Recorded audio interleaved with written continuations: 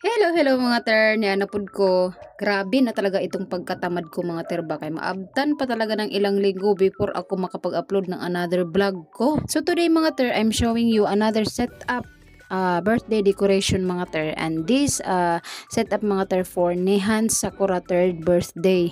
Antok pa talaga ako ng mga panahon na ito mga ter kay galing ako church.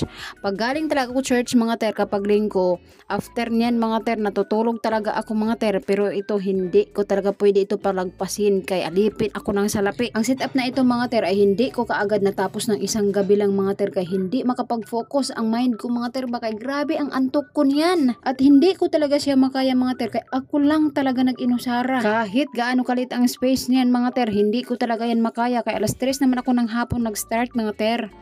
Ang theme ng ating setup ngayon mga ter ay Princess theme mga ter. So nakita nyo naman may castle dyan. Yung castle na ginawa ko dyan mga ter, made in styro lang yan mga ter, at ginilagyan ko lang ng mga glitters. So kay para maganda naman tingnan.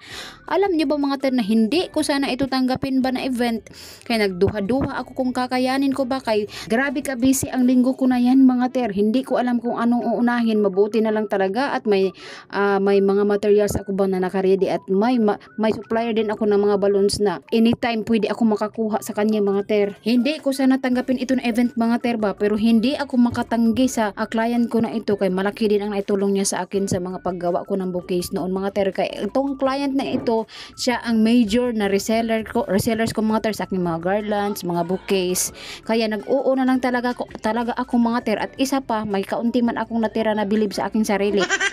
Sa mga oras na ito mga ter, around 8 PM na talaga ito mga ter, kaya minadali ko na talaga. Kaya grabe na talaga ang antok ko dyan mga ter, hindi ko na talaga makaya. Kaya binalikan ko na talaga kinabukasan. Pero hindi na ako masyadong haggard pagbalik ko mga ter, kaya mga fillers naman lang ang kulang na ilagay ko dyan mga ter, at mga lightnings para dagdag sa pampabeauty ng ating decoration ba. At kay nakita ko man na medyo hiwi itong akin nilagay na styro letter cutout ng ating celebrant mga ter, inayos ko pa talaga. Pero mali ang pagkaayos ko mga ter, kaya mas lalong nahiwi.